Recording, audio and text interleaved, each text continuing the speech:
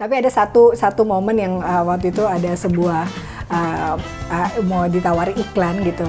Terus dibilang itu yang bikin aku itu jadi memotivasi aku sampai akhirnya aku bisa turun 8 kilo. Wow. Itu gara-gara, jadi tadi mau dipasanginnya berdua. Cuma terus bilang, oh iya ya, tapi Donanya kayaknya harus kurusan lagi deh.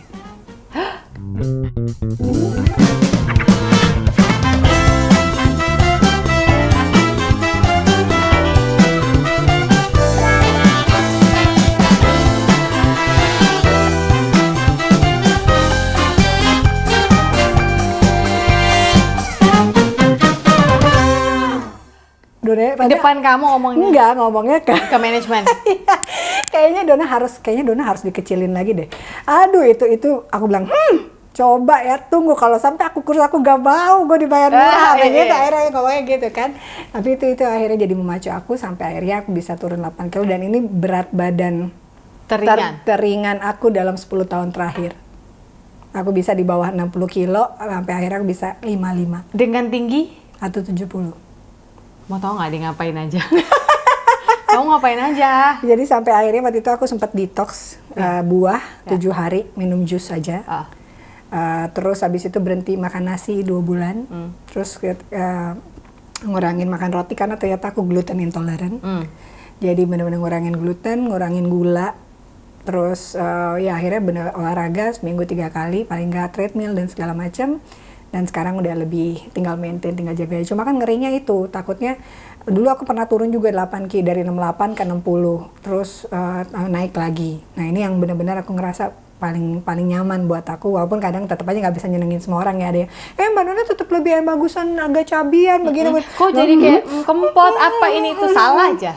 Lebih bagus badannya agak-agak ini sedih. Bilangnya nggak memang bisa menyenengin semua, tapi yang penting aku happy dengan aku sekarang. Karena ya itu, at the end adalah kita. Karena kita nggak bisa nyenengin semua orang. Dan akhirnya ya udah aku pikir ya ini udah paling nyaman ya aku tinggal maintain ya tetap jadi sekarang ya makan nasi udah mulai tapi paling sehari sekali dan itu pun juga nggak banyak gitu. Dan kadang kalau kerasa lagi makannya nggak benar nggak makan nasi terus banyakin sayur terus setiap pagi minum jus aku tiap sekarang kayak gitu-gitu sih. Jadi sekarang udah tinggal nikmatin aja apa kerja keras aku dari bulan Mei sampai Juli. Jadi bukan karena harus jadi model buat DuStyle. Enggak, tapi dari DuStyle tuh tahun lalu foto kelihatan banget berubahnya dari awal tahun dari Januari 2002 sampai Desember tuh kelihatan masih cabi masih sampai udah mulai terusan gitu.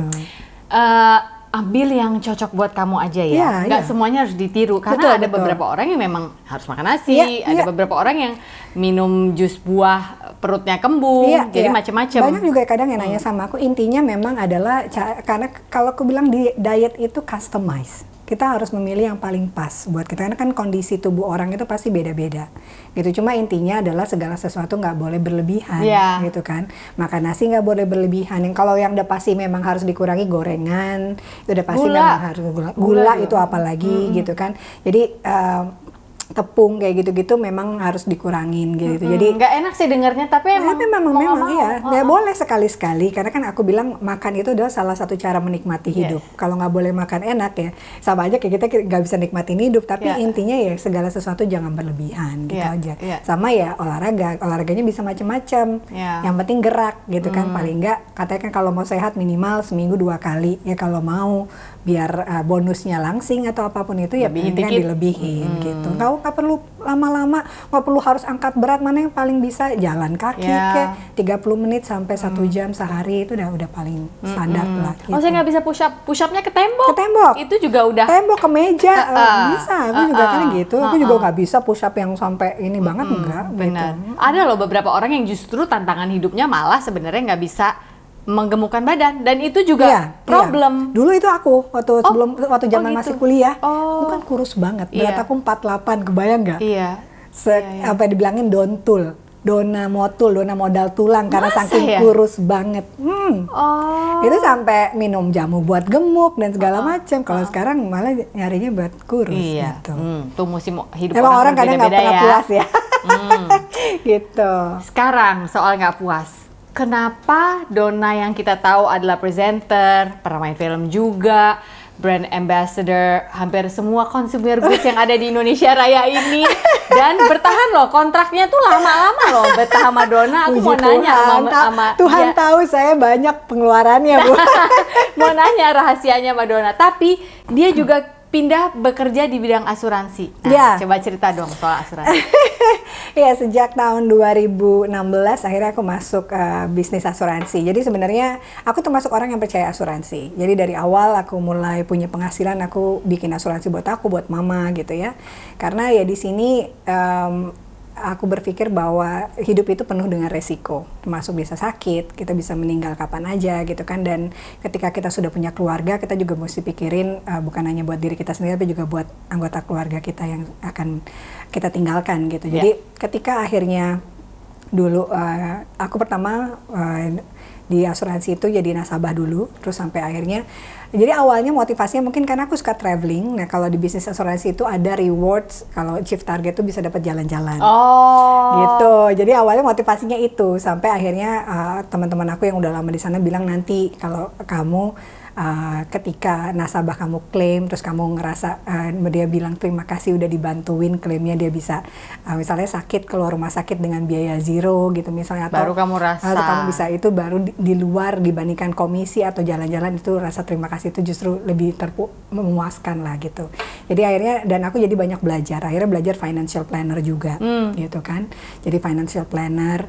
Dan dulu kan mungkin nggak terlalu tahu, dulu temen aku yang agentnya asuransi, cuma ternyata kan di sini juga kita melayani, bukan hanya sekedar jualan asuransi aja, tapi sedikit ada pelayanan juga karena kita full time service, jadi bukan sekedar jual produk habis itu kelar gitu. Tapi kita juga kalau misalnya dia ada masalah, ada masuk ke rumah sakit apa segala macam, kita bantuin juga sampai dia keluar rumah sakit. Nah, kan kalau aku belajar dari leader aku, dia sampai nyariin rumah sakit dan segala macam kayak gitu. Jadi banyak hal yang aku dapetin dari bisnis asuransi. Dan selain juga tiap tahun dapat trip gitu kan, karena achieve target. Dan di sini di Indonesia banyak orang yang belum sadar sih gitu.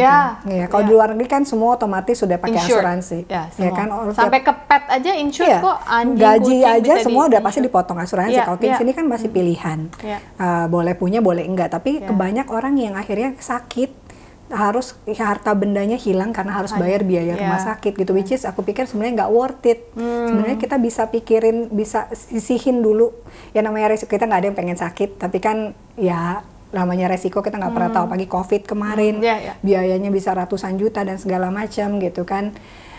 Dan aku pikir aku pengen paling nggak berbagi atau mengedukasi banyak masyarakat Indonesia untuk bisa lebih mengerti lagi bahwa ya resiko kehidupan itu nyata, bahwa ada, dan kenapa kalau kita mampu kita sisihkan dari sekarang gitu, untuk mobil aja diasuransi, masa diri kita enggak gitu kan, istilahnya gitu. Oke, berarti tadi karena ada ternyata sifat melayaninya di balik pekerjaan menjadi agen asuransi, membantu orang, tapi tidak memungkiri bahwa ketika dapat trip happy banget gitu ya.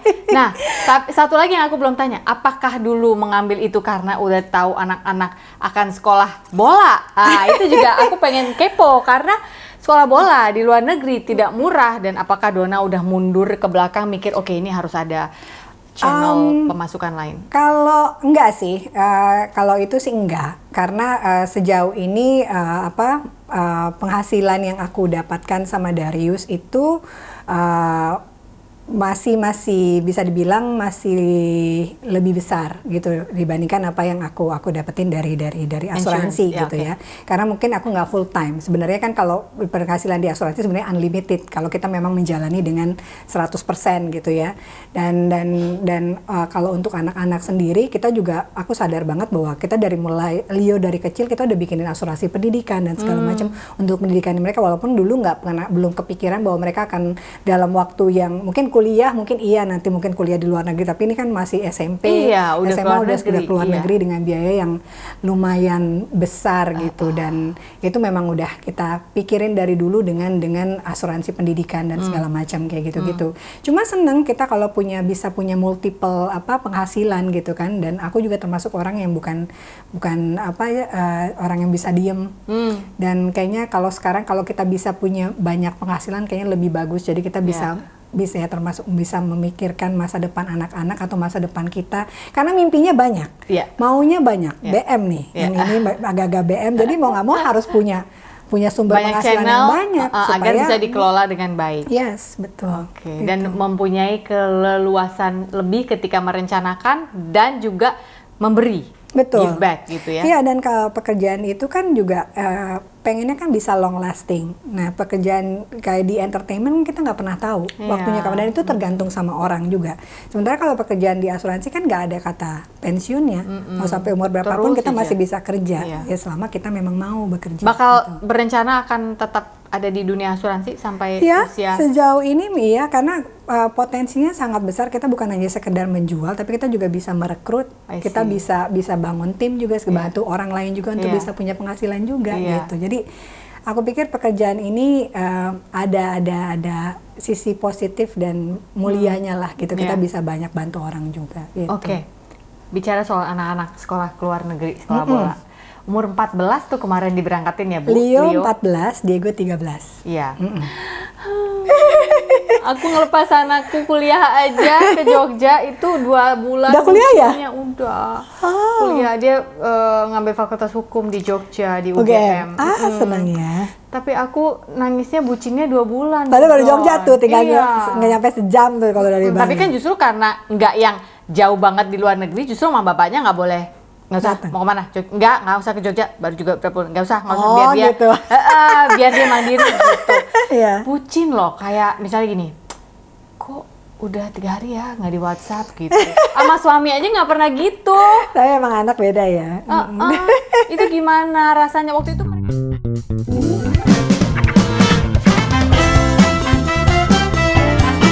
Kamu ini hobi aja atau memang mau jadi profesional? Itu sih 2 anak laki-laki sekolah jauh. Sabina kalau minta sekolah jauh dikasih. Minta semakin di Paris dong dia ini. Harus dibilang kalau misalnya Sabrina pindah juga, kamu pindah.